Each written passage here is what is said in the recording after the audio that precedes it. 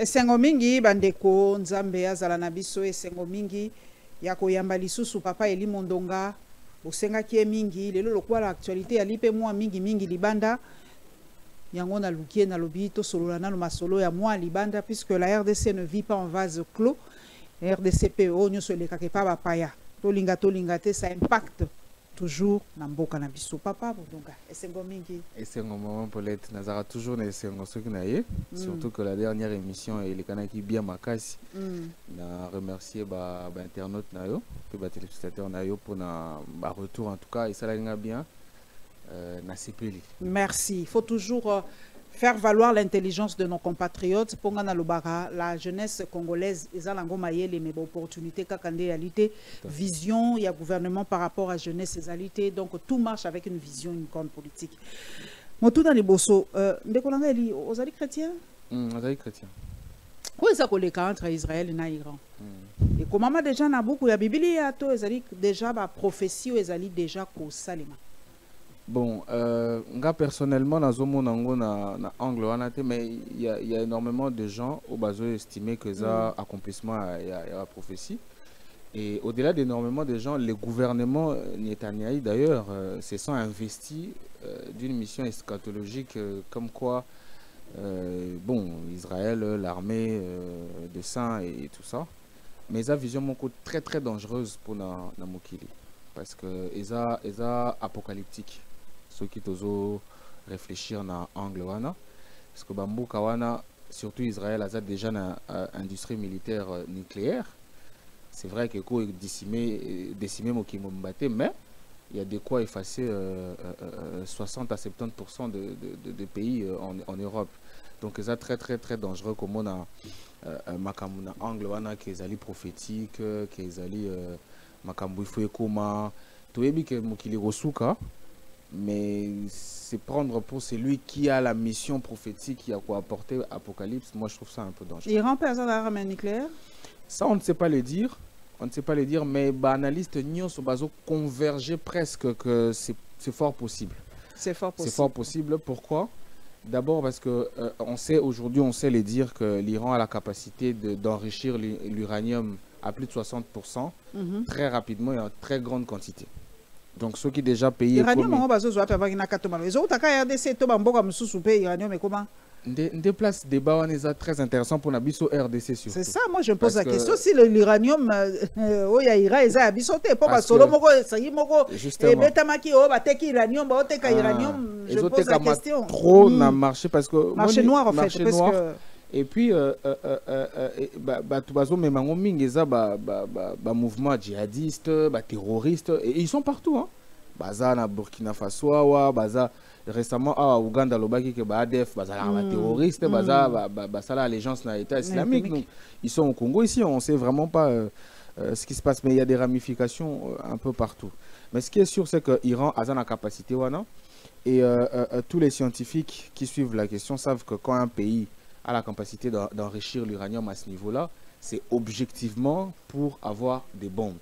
Mais les bombes ne suffisent pas parce que la question, au cause d'une bombe atomique, nucléaire, au cause d'une nucléaire, mais l'industrie nucléaire est ça que porte-bombe, c'est-à-dire au larguer en haut par les avions ou par les missiles balistiques. Mais au moins bien que l'Iran et Téhéran et atteindre Tel Aviv par des missiles balistiques, on a porte et puis atteindre Tel Aviv ou Israël. Enfin, Israël, oui.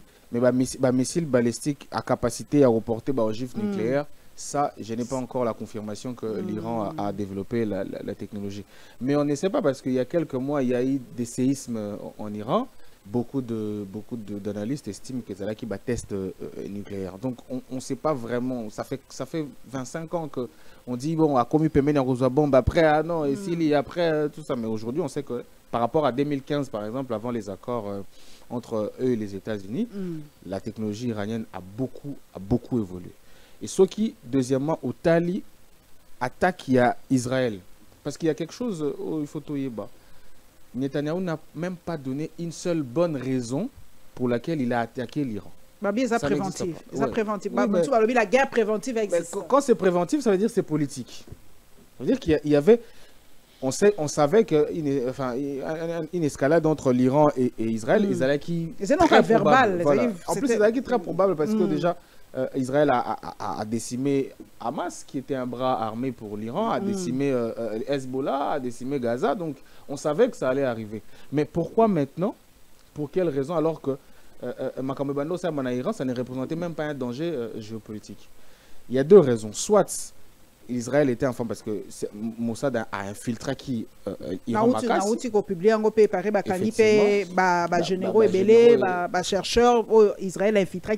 Effectivement.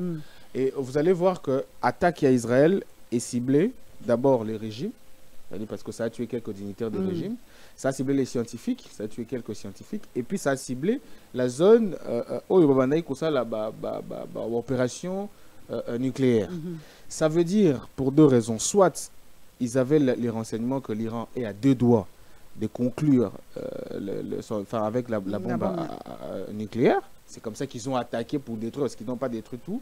Je crois qu'ils ont détruit 30%, il y a avancé. Mais tout le monde a dit atteindre la télévision nationale iranienne. Hein? Effectivement. Moi, j'ai été à Téhéran, je sais où ça se trouve. Oui. Donc, avec la présentatrice en direct. Ouais, en direct, oui, on a vu. Oui.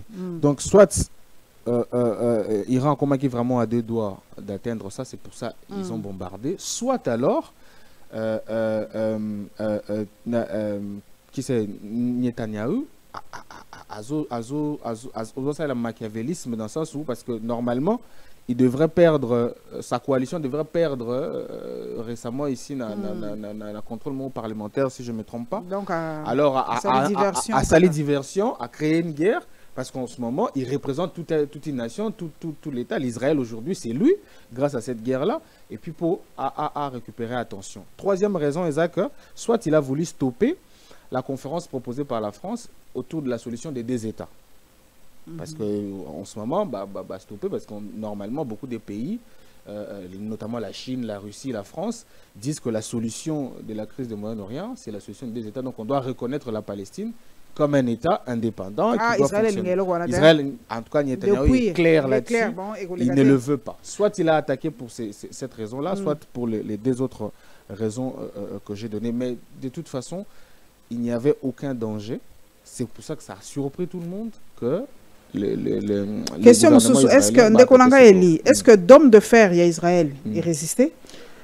Deuxième question, réaction des pays arabes, nous avons un peu timide, hein, à part pays, même Arabie Saoudite, comme ça, les Émirats Arabes Unis, très timides.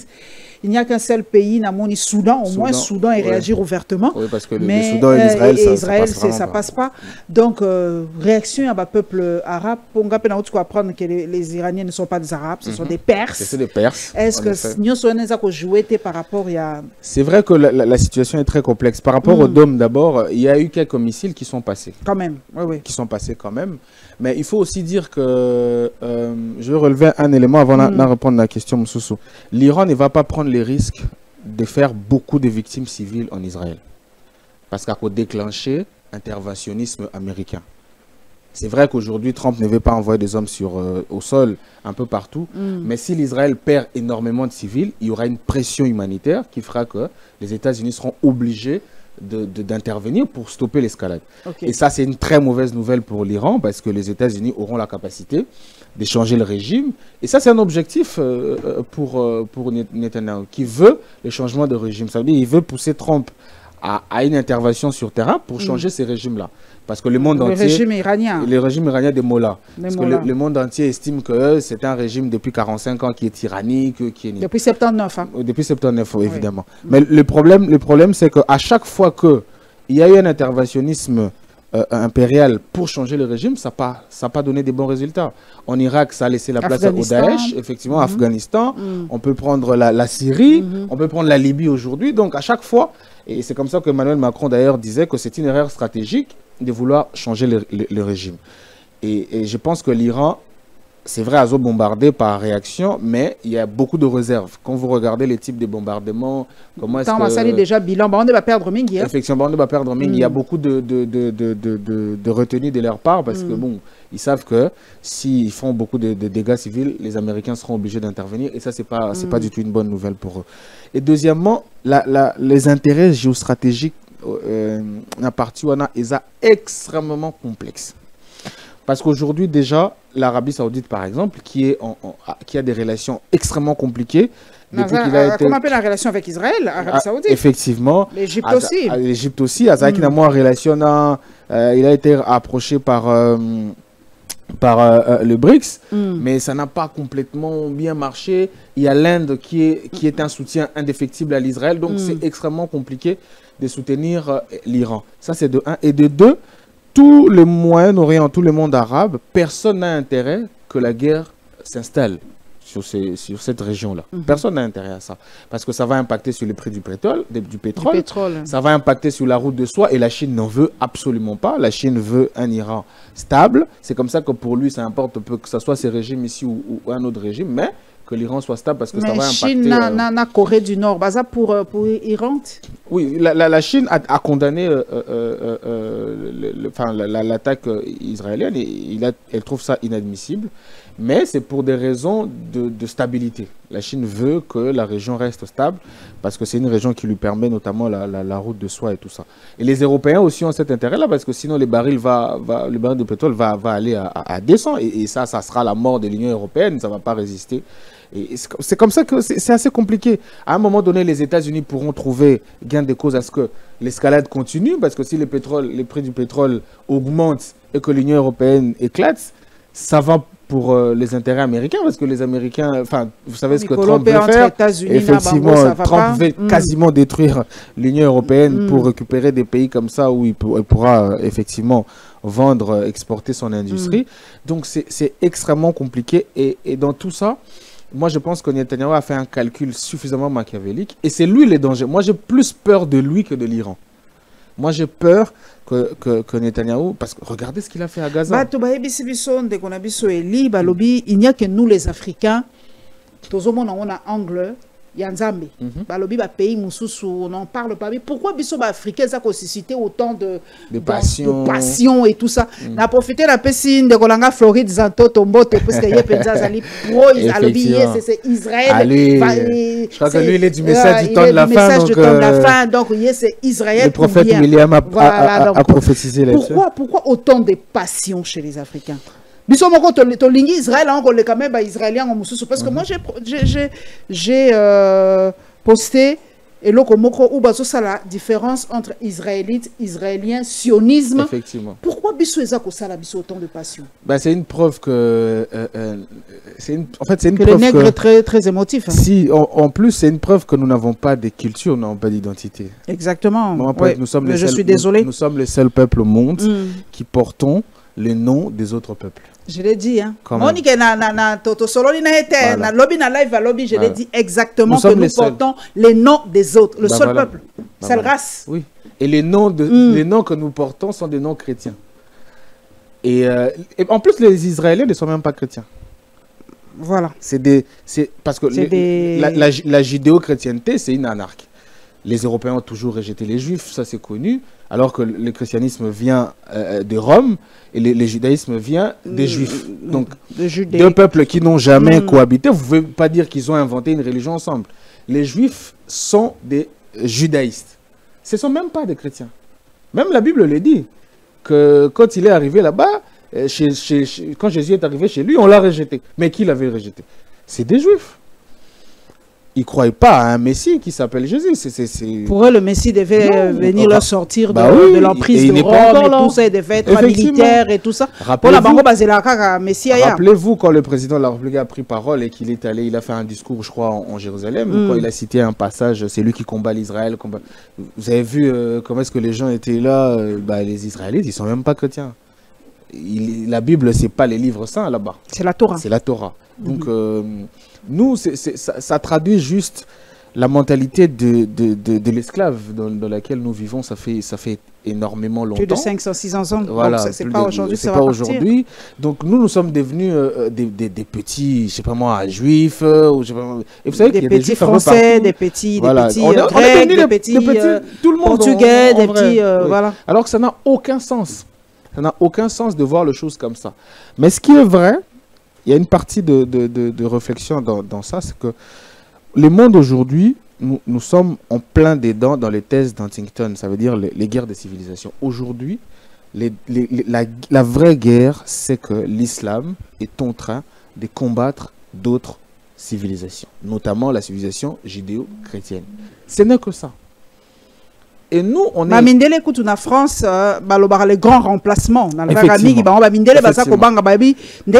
Estimation d'ici 50, 100 ou 200 ans, l'Europe risque de redevenir islamique. Effectivement. Puisque ceux qui ont qui histoire, roi Moko Espagne, l'Espagne a été mort pendant beaucoup d'années. Et vous allez voir que tous les courants populistes en Occident aujourd'hui a du succès parce qu'il s'attaque à l'islam. Même Donald Trump, il y a une partie de son électorat qui a voté pour lui parce qu'il s'attaquait notamment à l'islam. Parce qu'il a affiché sa chrétienté aussi publiquement. En Europe, aujourd'hui, on prend l'Italie, on prend les pays scandinaves, il y a des courants de droite qui émergent parce que les gens s'élèvent contre l'islam. Et nous assistons en fait à cette guerre des civilisations-là. Mais nous, l'Afrique, on reste en arrière. On est en arrière-plan. Tout le monde sait. On a une civilisation qui ne s'impose pas parce que nous-mêmes, nous y croyons pas. On rejette notre culture, on rejette nos plats, on rejette nos habits, on rejette notre culture, notre coiffure. L'Africain est le seul peuple qui rejette tout ce qu'il a. Effectivement, on n'a pas d'identité. On n'a pas d'identité. Partant de notre nom. Moi, je suivais un débat, je crois, il y a quelques années. Vous le connaissez d'ailleurs, un débat passionné en France autour de prénoms. Parce qu'Éric Zemmour avait dit à une animatrice télé de Canal+, que ton prénom est une insulte à la France. Mais ils sont allés chercher des références historiques, mais les débats étaient tellement intéressants. Et c'est le jour où j'ai pris conscience que le nom, c'est un poids, c'est toute une vie. On ne s'en rend pas compte, mais ce qui t'identifie, premièrement, c'est ton prénom. C'est ton prénom. Dès qu'on m'appelle Élie, celui qui ne m'a pas vu va croire que je suis un juif. Parce quand on m'appelle Paulette, on pense que c'est une Française. Bah oui, parce que les Élis sont des juifs. Okay. Quand on t'appelle David, celui qui ne t'a pas vu, si tu n'as pas vu noir, il va penser que tu es un juif. Vous comprenez? Or, il n'y a pas de Chinois qui s'appelle David, il n'y a pas de Japonais qui s'appelle David. J'ai déjà dit ça, il n'y a pas de Turc qui s'appelle Paulette, il n'y a pas... Les Turcs, ça n'existe pas. Et malheureusement, moi, je ne veux pas faire la critique de la religion, mais malheureusement, c'est la religion qui nous a portés dans cette dimension d'aliénation-là. Aujourd'hui, moi je vois beaucoup dans des églises où on agite les drapeaux de l'Israël, alors que l'Israël n'est même pas chrétien. Il y a même la fête des Juifs. Vous vous rappelez qu'à Kinshasa, il y a une grande église qui fait la fête des Juifs, avec des chrétiens, alors que les Juifs ne sont même pas chrétiens. On change les noms des enfants alors après le baptême. En leur donnant des noms juifs, effectivement, et puis une fois même que des noms chrétiens. Tu es baptisé, on te donne un nom chrétien. Et ça, c'est une dimension de... Mais ça, tu comprendre en côté, mais c'est une dimension de négationnisme extraordinaire. C'est-à-dire que aux yeux des autres, c'est comme ça qu'aux yeux des autres, on n'existe pas. C'est comme ça qu'aux yeux des autres, on est... En fait, il faut qu'on se rende compte que quand vous manquez d'identité, vous devenez un marché. Déjà que le Congo a été créé comme un marché. Quand vous lisez les accords de 1885, c'est les traités de Berlin. Le traité de Berlin, c'est en fait les conditions de libre-échange. Donc, effectivement, un roi faible comme Léopold. Effectivement, c'était un gérant. C'est quelqu'un qui gérait les affaires. Il y a Belge, il y a Anglais, il y a Espagnol, il y a Portugais, il y a tout le monde. Pourquoi? Parce que le courant capitaliste qui commence un peu dans le XVIIe siècle avec la science, les premiers pays, la première expérimentation du globalisme, de ce mondialisme, mais c'est le Congo. Où les États s'assoient, ils disent, bon, ok, au Congo, il y a quoi? Il y a les VA, il y a les fleuves, il y a ceci, il y a cela. Bon, tout le monde va faire ses affaires là-bas parce que, bon, il y a la traite en Afrique, on a besoin d'exporter ceci, cela, le caoutchouc et tout. Toutes les puissances s'y rassemblent, nous y compris, parce qu'on était une puissance, on fait de nous une entreprise internationale. Et cette entreprise internationale qui est habitée par les gens, il faut tout faire pour que ces gens-là n'aient pas d'identité. Vous comprenez? Dans un cas, meuble, en fait. Et bien, c'est quoi meuble, justement?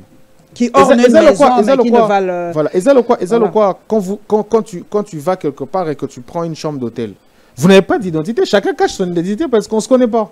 Chacun est méfiant parce que ce n'est pas chez toi. Ton identité, il y a que c'est lui qui gère. Qui sait mais on se croise dans le couloir, dans le hall, on se passe parce que bon, on n'est pas chez soi. C'est ça le Congo. Et c'est regarder la mentalité des gens. Sortez même à la rue, regardez comment on conduit, regardez comment on va au marché, regardez comment on monte dans nos transports. Vous avez l'impression que on n'est pas chez nous. Regardez notre attitude face au bien public. Vous allez vous rendre compte qu'on n'est pas chez nous. On n'est pas chez nous. Ça veut dire qu'il n'y a pas eu une démarche culturelle en termes d'appropriation. Il y a espace auto-hérité, na traité de Berlin. Quelqu'un me disait que Congo est un territoire et rassembler tout le cas commerçants. Vous voyez ça quoi les bongo. Beaucoup c'est comme ça qu'on a des... Il y a peut-être il y a terrasse à bois qui a il y a plastique à bois qui parce que c'est pas chez lui. Et ça c'est une démarche culturelle. Il faut tout changer, on a dit. C'est une démarche culturelle. C'est comme ça que on peut être... je vous ferai ce pays. Effectivement, je vous ferai une suggestion. Il faut que la presse rentre dans le monde culturel. C'est très important. Je suis une femme très culture. Effectivement. Heureusement pour vous, il faut qu'on découvre qu'est-ce qu'on fait dans notre cinéma, notre musique, ça véhicule quoi. C'est très important. Papa Eli, je parle de la culture, je suis une femme très culturelle, je connais la force de la culture. Élever ce ministère au rang de vice-ministère. Puisque c'est la culture, c'est nous le peuple. Mais Bisso culture, c'est rien. Moi je dis deux choses. La génération 90 a été formée par deux personnes, deux grandes personnalités. Je ne critique pas leur carrière, leur talent. Étienne Tshisekedi et Papa Wemba. Étienne Tshisekedi et Papa Wemba. Okay. C'est les deux personnalités des années 90, des 40 dernières années qui ont façonné toutes les mentalités. Papa Wemba est le géniteur de Wenge et vous savez ce que c'est la mentalité Wenge aujourd'hui au Congo. Nous sommes la génération Wenge, nous avons la mentalité Wenge, et vous voyez comment est-ce que c'est rentré en politique, c'est rentré dans les affaires, partout c'est la mentalité Wenge.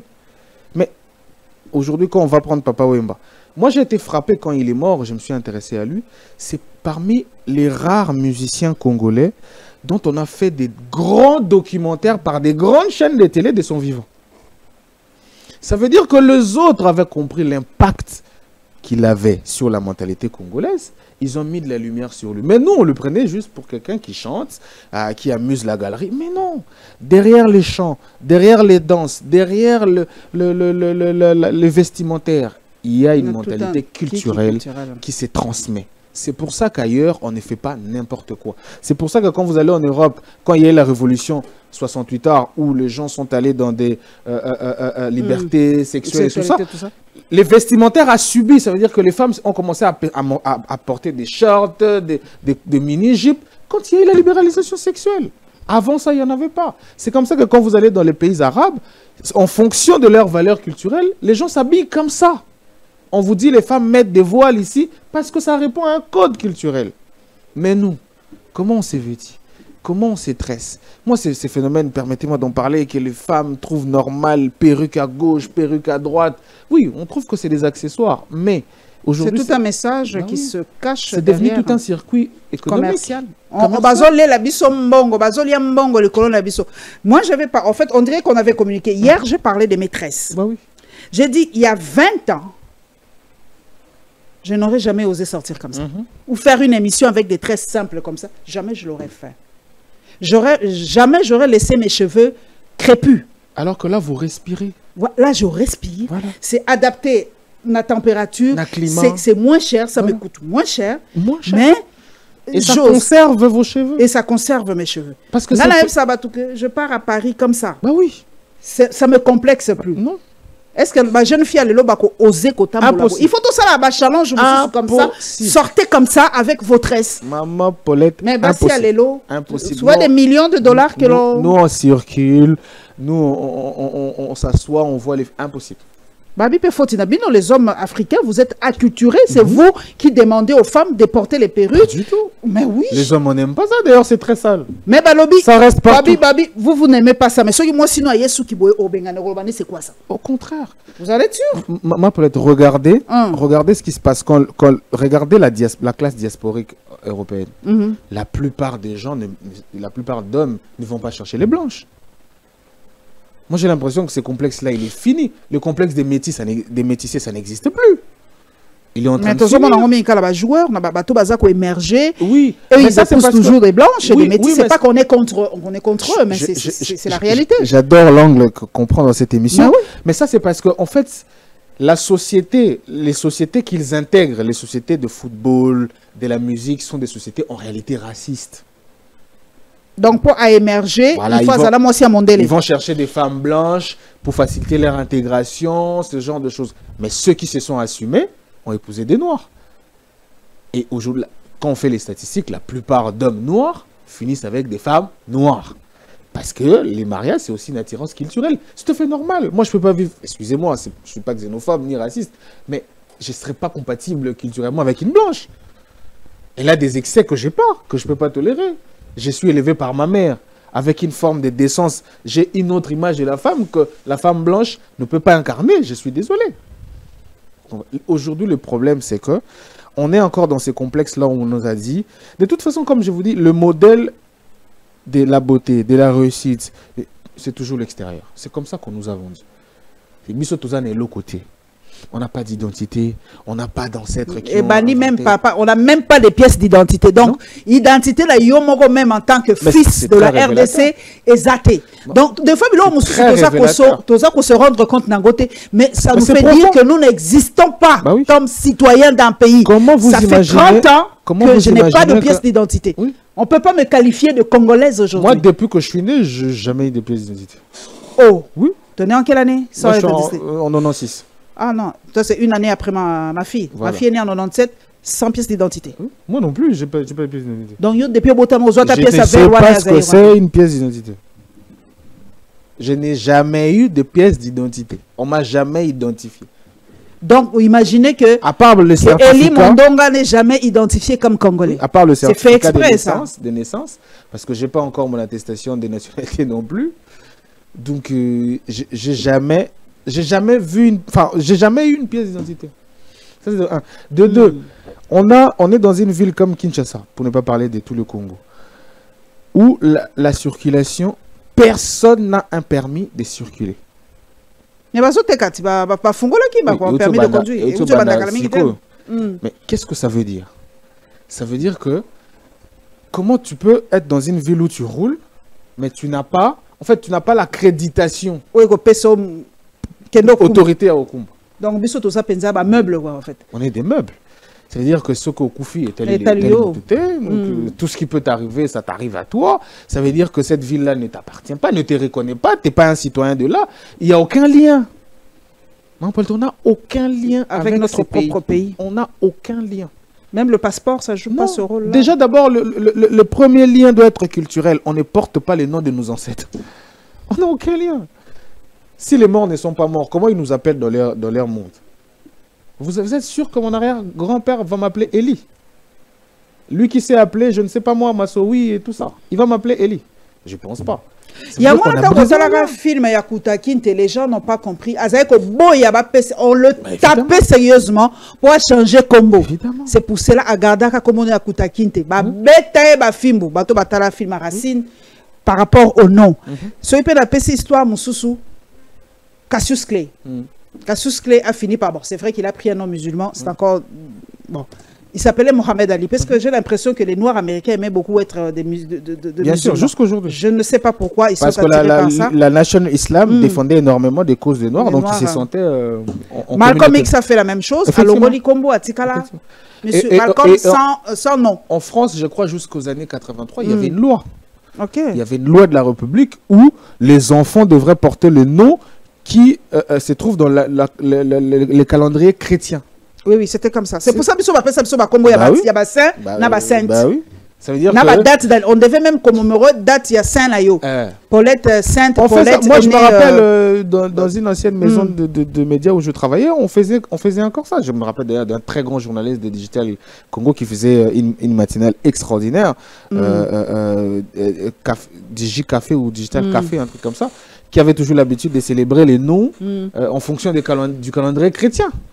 Mais ça c'est une coutume romaine, gréco-romaine en gros. Qui a été perpétué par la France et tout ça. Mais nous, quand on va porter des prénoms, quand ton père va t'appeler Jérémie, il va t'appeler André, il va t'appeler... Lui, il pense que c'est juste un prénom. Mais non. C'est toute une vie, c'est toute une culture. C'est toute une identité culturelle qu'on te donne. Parce que tu deviens ce qu'on t'appelle tout le jour. Vous voyez. Alors, Biso Toza, ça dit Toza, le seul peuple, autoportakabano et abatumsu. C'est comme ça que dans des conflits comme ça, israélo-palestinien, moi tu t'identifies israélien, voilà. tu t'identifies on comme veut, ça. On veut absolument que tu appartiennes à un camp. Mais non, nous on doit analyser quel est notre quel est l'impact Kassina la guerre wala na Congo, impact nango exani. On sait pas dire directement, soit indirectement. Indirectement, c'est que en ce moment est coïncidé que Biso Petoza n'a état de conflit. N'oubliez pas qu'on est dans énormément de fronts diplomatiques, notamment avec les États-Unis. Mais les intérêts américains sont plus portés vers l'Orient. Ça peut ralentir nos dossiers au niveau du cabinet Trump, par exemple. Ça peut ralentir nos dossiers au niveau de beaucoup de firmes. Effectivement, parce que eux, ils sont plus portés sur ces dossiers-là, parce qu'il y a beaucoup d'intérêt, et surtout que c'est des pays amis avec lesquels ils ont des siècles et des siècles d'amitié. Papa message toko tiré na Iran, Iran ne pleurniche pas. Oui. L'Iran réagit. L'Iran sait déjà qu'à perdre. Net Floride Zanto, c'est sûr que l'Iran va perdre. Mais les latés, en fait, ils réagissent avec balobi to adopter attitude voilà, c'est ce que nous le Congolais nous n'avons pas. Biso to adopter comment? Parce que l'Iran, c'est une identité. C'est pour ça qu'ils adoptent Nakenda Kuna, hein, en tout cas, ils s'identifient comme Perse. Bah oui. Madame, vous êtes des Pour eux, ils sont des Perses. C'est d'ailleurs pour ça que la majorité du peuple iranien n'est pas d'accord avec ces régimes, des mots-là, parce que le régime est très islamique. Très islamique, ok. Ils ne sont pas d'accord. Ils font réciter le Coran, ils ont créé des écoles islamiques. Il y a beaucoup d'Iraniens qui ne sont pas d'accord, parce qu'eux, ils se sentent Perses. Ils se sentent Perses. C'est quand vous avez une identité que vous avez une fierté nationale. Exactement. Mais nous, on n'a pas d'identité. Ça fait 30 ans qu'on subit une guerre qui fait des millions de morts. Moi, j'entends les gens dire « Ah oui, le silence de la communauté internationale. » Mais le silence de la communauté nationale. Le silence de la communauté nationale. Pourquoi on n'en parle pas? On n'en parle pas, on ne fait pas des élections, on ne connaît même pas qui meurt. Bah oui. Ceux qui posent exemple, par exemple, il y a Tour Jumelle, Tangba et Koyaki. On a recensé Batounion. Qu'est-ce qui nous manque pour tout ça, la mémorial? Ils ont un mémorial. Bah oui. Mais souvent, ils ont la mémorial. À peine 800 000, hein? À peine 800 000, hein? Nous, on est à je ne sais même plus. On ne compte même plus. On ne compte même plus. Voilà. Personne ne compte. 7 millions de déplacés, les silences de la communauté nationale. Pourquoi on n'en parle pas? On a la facilité d'accuser les autres. Comme si on vivait chez les autres. C'est ça, on vit chez les autres. Bah oui. C'est-à-dire quand tu vas, je reprends encore cet exemple, si tu prends une chambre d'hôtel dans un pays, si ça sointe, c'est pas toi qui vas aménager. Tu vas aller chercher les gérants de l'hôtel. C'est-à-dire, écoute, ta chambre là, mais si c'est chez toi, c'est toi qui vas prendre aux oies mastiques, aux huiles, au bongessi. Nous, on va pleurnicher parce que on sait, enfin, je sais même pas si on sait, dans un coin de notre tête, on a conscience que le Congo, c'est pas chez nous. Les Congolais plus heureux dehors. Voilà, c'est comme ça qu'on est les seuls pays où des campagnes comme Pessapoto Chance prennent l'ampleur.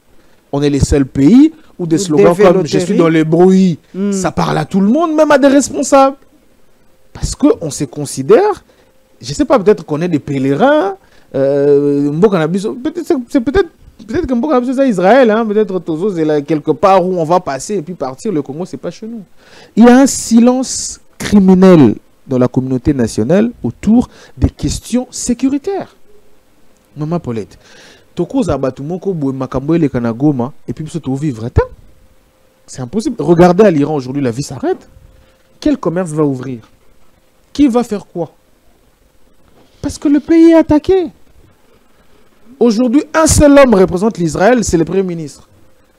Même les partis, parce que même l'armée était en opposition avec lui. Mais aujourd'hui, tout le monde se range derrière lui. Parce qu'il s'agit de la nation d'abord. On a été attaqué. 1 ou 2 Israéliens qui sont morts, ça représente les drapeaux. On oublie nos divergences, on se bat. Mais nous, on est là. La guerre d'aujourd'hui que nous subissons aujourd'hui, la classe politique se divise. Il y a une partie qui est contre le Rwanda, il y a une partie qui est avec le Rwanda, l'Ouganda, le Burundi et compagnie. C'est-à-dire on va chercher des alliés qui sont contre nous pour nous soutenir à se battre entre nous. Bizarre. Ça n'a aucun sens. Ça n'a aucun sens. Ça n'a aucun sens. Il y a qu'un groupe de gens qui ne forment pas un peuple qui peut réagir comme ça. Nous ne formons pas un peuple. Et ça, c'est fort dommage.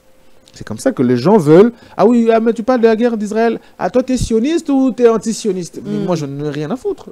Moi, je dis... Moi, j'analyse. Moi, j'analyse, je regarde. Moi, je dis, moi, je ne suis même pas dedans. Moi, je suis chrétienne. Moi, c'est la parole de Jésus. Je m'arrête là. Vos guerres, là, c'est à vous. Et puis, la chrétienté qui est à moi, c'est la chrétienté de la foi. De la foi, ce n'est pas de la communauté, non. J'appartiens pas à une communauté. Je suis fils d'Abraham par la foi. Je suis co-héritier du Christ par la foi. Ne me demandez pas de choisir Israël ou de bénir Israël. Pas du tout. C'est pas mon job. La Bible ne me recommande même pas ça.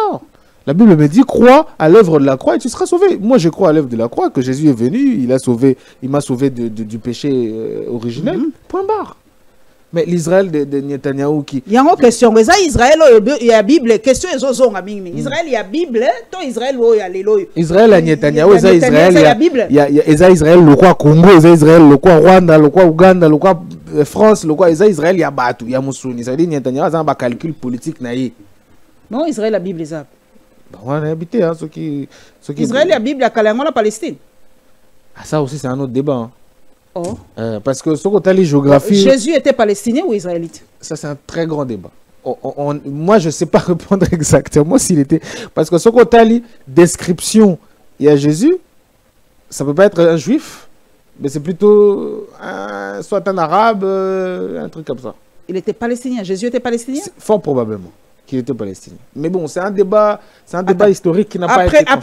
Après Nini, dans se remémorer histoire nanga. Tant que temple Koufagi na 70, dans l'an 70, si je ne me trompe pas, tant que temple là-bas, on est basaki diaspora babimaki. Tibaï qu'on reconstitué Israël en 1948, c'est ça. Oui. Pendant tout ce temps, ce pays s'appelait comment? C'était ça la Palestine, non? C'était ça la Palestine. C'était ça la Palestine. Parce que quand ils sont revenus en 48, ils ont réclamé des terres au niveau de la Palestine. Avant Panzana, en fait. En effet.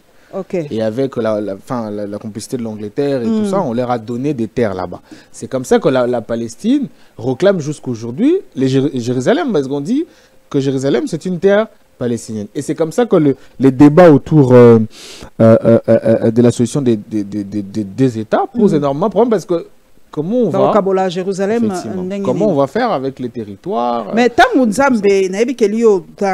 territoire au Canaan, ça se situe où aujourd'hui? Ça aujourd'hui, je ne sais pas. Je ne saurais pas dire exactement. Tu ne peux pas identifier Canaan aujourd'hui? Non, je ne pourrais pas. Je ne sais pas identifier exactement. Continue à colobaler. Il faut tout la chat GPT. Ou alors qu'on inviter historien, parce que ce débat-là est très très vaste. C'est vrai que moi je suis ça énormément.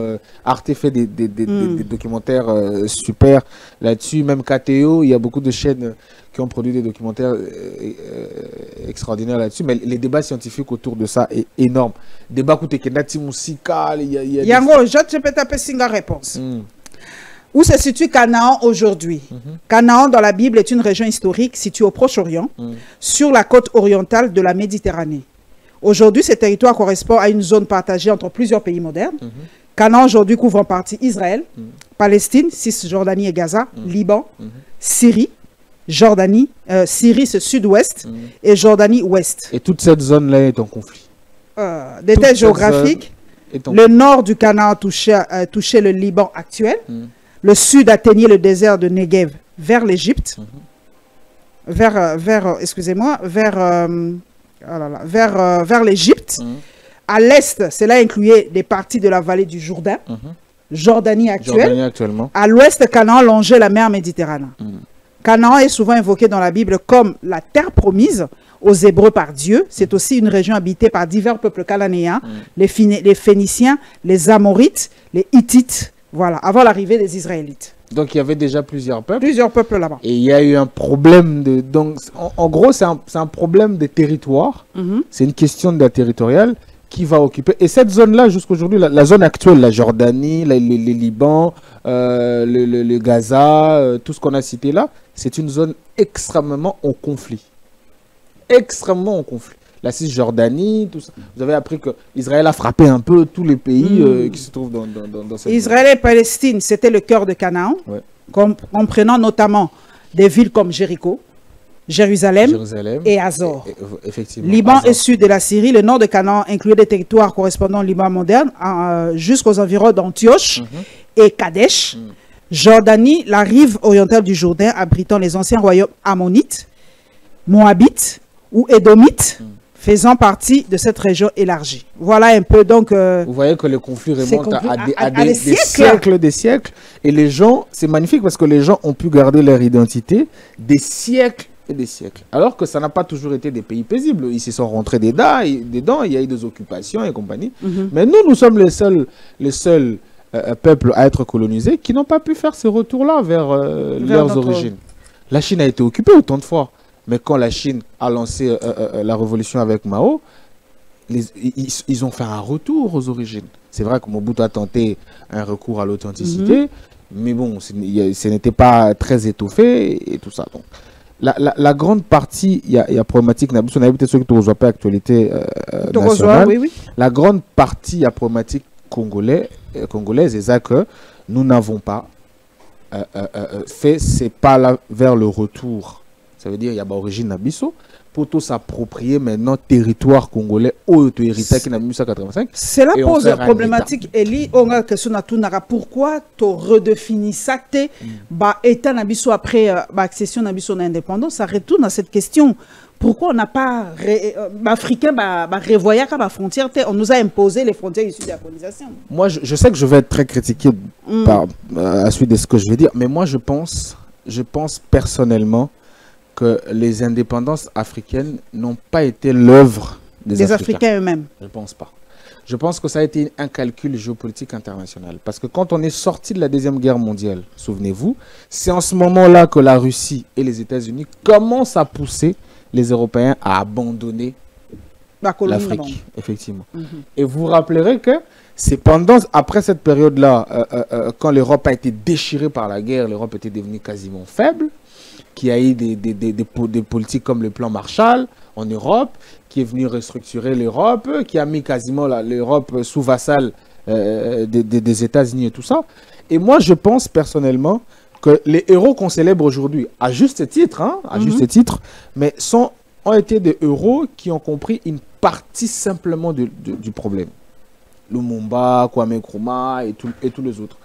Parce que ceux qui sont vraiment indépendance, ça veut dire que bon, la colonisation, ça doit finir pour telle raison. On allait avoir des États différents de ce qu'on a aujourd'hui. Parce que c'est simple, maman Paulette. Les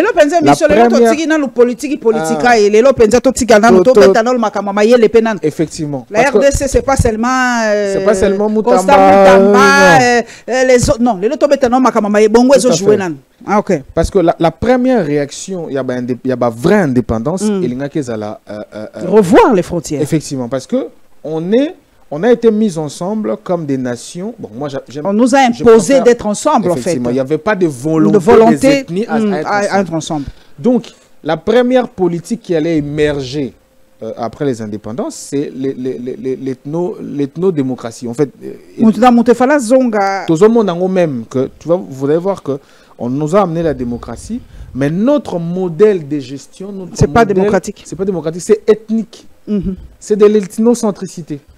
Ça veut dire que quand vous allez, par exemple, la crise de l'Endo, des Ema et de l'Endo, c'est quoi? C'est une crise ethnique et démographique. Ça veut dire que vous êtes dans une région où les Ema et l'Endo partagent les territoires. Si vous amenez la démocratie qui veut qu'une seule personne équivale à une voix, les Lendo vont toujours gagner parce qu'ils sont populaires. Ok. À chaque fois qu'il y aura un candidat Lendo, face à un candidat Emma. Les Lendu vont gagner. Voilà, parce que les gens vont voter l'ethnie. Or, la démocratie qu'il faut faire chez nous, c'est pas une démocratie libérale. C'est une démocratie soit tournante, soit exactement. qui prend en moi compte d'ailleurs, j'avais dit que nous devons peut-être revoir notre mode de Yaba élection. Tout à fait. On perd de l'argent, oui. Toswa n'a qu'à toujours, oui. mais faisons une présidence tournante. Effectivement, parce que pourquoi on ne peut pas le faire? Parce que nos indépendances ont été des calculs, moi je le pense, géopolitiques, pour des intérêts autres que le nôtre. Que le nôtre. C'est comme ça que, quand on a eu des indépendances, on nous a tous légué des États coloniaux. Mais on a changé juste des administrateurs. C'est comme ça qu'en 1981, quand le mur de Berlin tombe, Mitterrand apporte le projet de la démocratie en Afrique. Et ça marche. La fameuse conférence de Bâle. Parce qu'en fait, pour eux, l'Afrique, c'est cette carte-là qu'ils ont dessinée en 1885. Si les lobes à mon père m'avait dit, Paulette, les Blancs n'ont jamais changé leur conception du traité de Berlin de 1880. Ils réfléchissent toujours par rapport à cela. C'est comme ça que moi je dis aux amis avec qui je discute que moi je ne peux pas être panafricaniste. Parce que le mot africain, à mon avis, elle est raciale. Au nom de quoi je suis africain? Au nom de deux choses, au nom de la conférence de Berlin, qui m'a donné des territoires, ces dessins de territoires, et au nom de ma couleur de peau. En fait, même l'Afrique, c'est pas un nom africain, en fait. Non. C'est pas comme ça qu'on s'appelait avant. L'Afrique a été, même le nom Afrique a été imposé par l'Europe. L'Afrique, en fait, c'est la sommation de comment le blanc ont voulu nous voir. Il dit, bah oui, les Africains. Tu vois, on nous met dans un bloc. C'est comme ça que quand on fait la géopolitique, par exemple, des territoires ou des démographies, on va dire, ah oui, mais 2050, l'Afrique va être à 1 milliard. Ça veut rien dire. 2050, l'Afrique va être à 1 milliard. Ça veut rien dire. Ça veut rien dire. Quand on dit l'Europe va être à 400 millions, oui, l'Europe est une coopération économique et politique. Ça veut dire que les États ont eu la volonté d'être dans une coopérative qui portent leurs intérêts. Ils ont commencé par le Benelux, rappelez-vous, c'était 3 pays, ensuite ils ont commencé à s'ouvrir. L'Africain n'existe pas. Maman Paulette, si on vous amène même à Namalembankulu, tu te sens différent. Au nom de quoi, moi, je partage une africanité avec les Maliens, avec les Sénégalais. Vous allez voir que c'est racial, c'est juste parce qu'on porte la même couleur de peau. Ça n'a aucun sens. Sinon, les Marocains, qui portent la couleur de peau comme les Français, seraient intégrés. Pourquoi est-ce que lui, on dit de lui arabe? Et les Français de Nantes ou de Corse, on dit de lui gaulois ou français. Vous comprenez? Moi, je pense que le problème, c'est ça. C'est qu'on a eu des indépendances qui n'étaient pas, à mon avis, comment dire, des volontés nationales. Ça veut dire que ce n'est pas venu d'un ras-le-bol national. Et comme ce n'est pas venu d'un ras-le-bol national, on a continué avec les États coloniaux.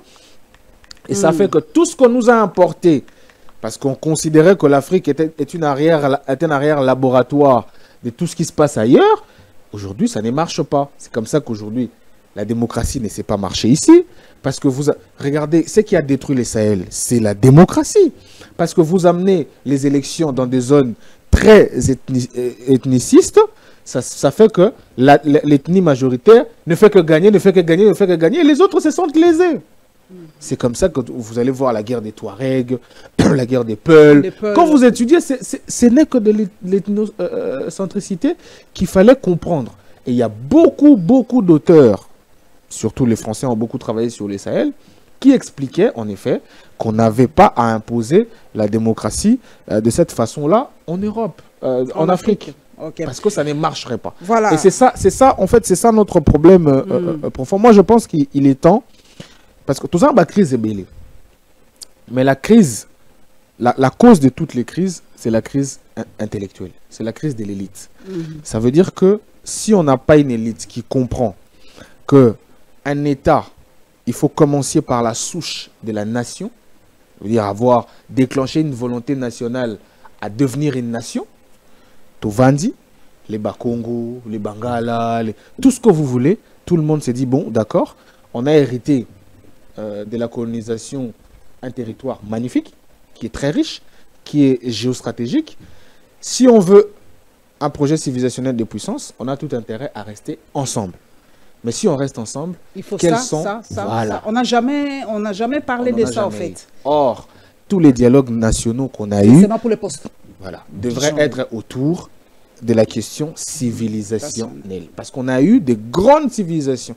On peut par exemple tous dire, bon, les valeurs de la civilisation Congo, qui ont perduré jusqu'au 15e, 16e siècle, on en fait les valeurs nationales. On dit, bon, Surtout désormais... le royaume Congo, c'était un royaume Un très très grand royaume. On peut a prendre négligé. ces vestiges-là. Le royaume On en Kuba fait- avec l'art, Effectivement. c'était magnifique. Effectivement. On a négligé l'art Effectivement. Kuba et tout ça. On peut prendre ces corpus civilisationnels des nés Congo là, on dit bon, Mm. ça c'est nos références. Après, on intègre toutes les autres, petites valeurs des autres civilisations, on forme une identité nationale. Les jours où on va faire ça, maman Paulette, on aura des... Et puis on construit l'université maintenant, qui sera le vecteur vernaculaire de toutes ces valeurs-là. Les jours où on fait ça, on a des Congolais, des citoyens d'abord, qui auront une identité, qui seront implantés, c'est-à-dire qui vont s'approprier ces territoires et qui auront les patriotismes et les nationalismes.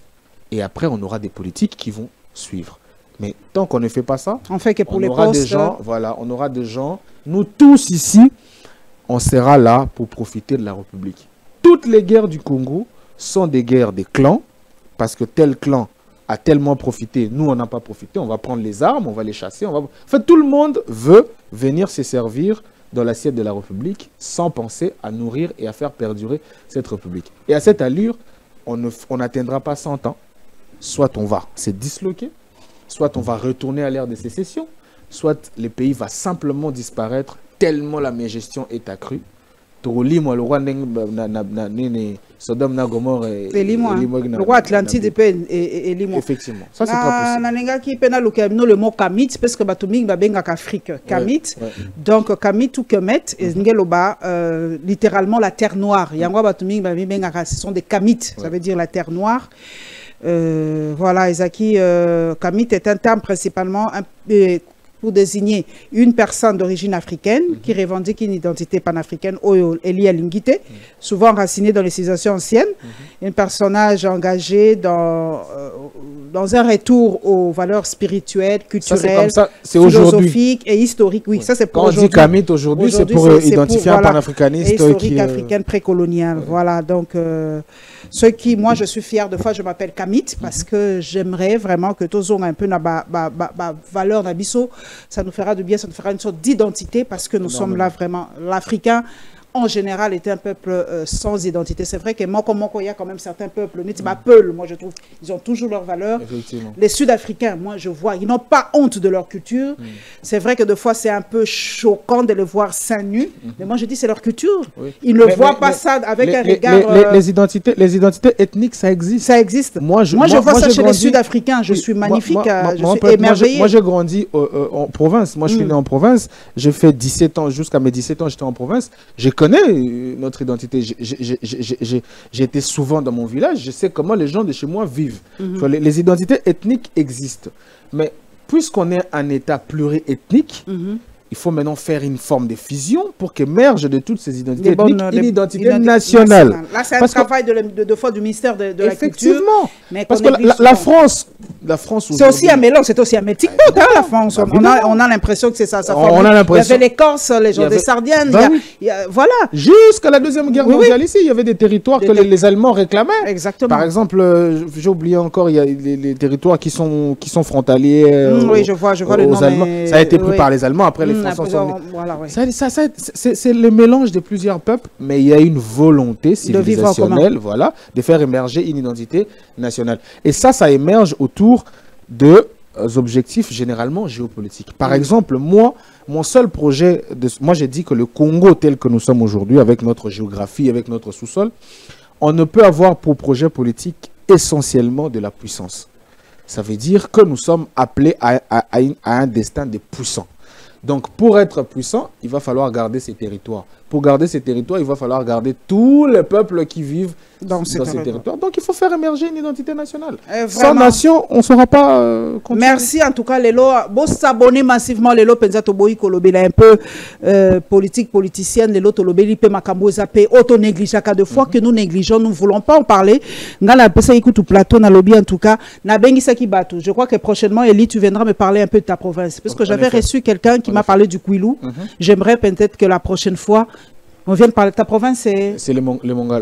La Mongala. Oui. En tout cas, documente-toi sur la Mongala. J'aimerais vraiment que prochainement, nous parlons un peu de la Mongala, la valeur, Bolia Kanini, Liba les Alakanini, la richesse Nabino, vos plaisir. Interdits et tout ça. Je crois que prochainement, nous allons parler de la Mongala. On a des très grands dignitaires que vous connaissez peut-être pas. On va en parler prochainement. L'actuel vice-ministre de la fonction publique, vice-premier ministre de la fonction Léao publique. Oui, c'est un élu de là-bas, c'est quelqu'un de la Mongala. Madame Mabunda. C'est quelqu'un de la Mongala. En tout cas, prochainement, je vais recevoir Elie. Nous allons parler de la Mongala. Nafungole Libino débat, venons parler de la province. N'ayons pas peur de parler de nos ethnies et de nos tribus et de nos provinces. C'est pas ça qui fait la division. Non. Soko yebi muninga nde oko comprendre sa façon de voir. Bako Sarabiso, si tu parles de ta tribu, tu es tribaliste. Moi, j'ai dit ngala em Sarabato, je suis tribal parce que j'adore ma tribu. Oui. J'aime ma tribu, je m'identifie à ma tribu Yansi. Cela ne fait pas de moi tribaliste. Le fait de fuir vos tribus, de ne pas connaître qui vous êtes, qui fait de nous ce que nous sommes aujourd'hui. To banganaka trop, to finganaka parce que to yebanité. Moi, mon plateau est ouvert. J'ai commencé avec le Kouilou. Je crois que Elie va venir parler de sa province prochainement. Il va se documenter et tout. Nous allons parler de la Mongala. Ça sera une bonne chose de découvrir les provinces des autres pour qu'ensemble, nous puissions former ce que nous sommes aujourd'hui là, la RDC. On nous a imposé cela, mais nous pouvons nous-mêmes changer la donne. Et faites en sorte que nous ayons quand même des cartes d'identité. Surtout qu'on a déjà la facilité de vivre ensemble. De vivre ensemble. Alors renforçons cela en nous connaissant encore mieux. Construisons juste une identité. Ça sera magnifique. Bon, parce que ma pièce d'identité, on est fatigué. Et ça, des fois, quand je sors, je dis aux gens, j'ai pas de pièce d'identité. Un Français ne comprend pas que je puisse avoir que mon passeport comme pièce d'identité. Moi, si demain j'ai un enfant, ça veut dire que je serai un Congolais qui a un enfant. Moi-même, j'ai jamais été identifié. Mon enfant, ne sera pas du tout identifié. Que Dieu nous bénisse tous. En tout cas, abonnez-vous massivement. Merci Elie. Merci à vous. En tout cas, je vous appellerai prochainement pour parler de la Mongala. Mon plateau est ouvert. Venez parler de votre province. Ça sera une très très bonne chose. Politique, parlons de nous. Voilà, nous avons fait une émission exceptionnelle. Ça a un plaisir, Makas. Vraiment, moi je ne suis ni pro-israélien ni contre Israël, ni voilà, moi je suis pro-Congo. Je parle de mon pays. Les autres là-bas, ceux qui sont prophétiques, ils sont la prophétique. Mais moi, je sais que je suis co-héritière de Christ par la foi. Tout à fait. Merci et on se retrouvera très, très, très bientôt.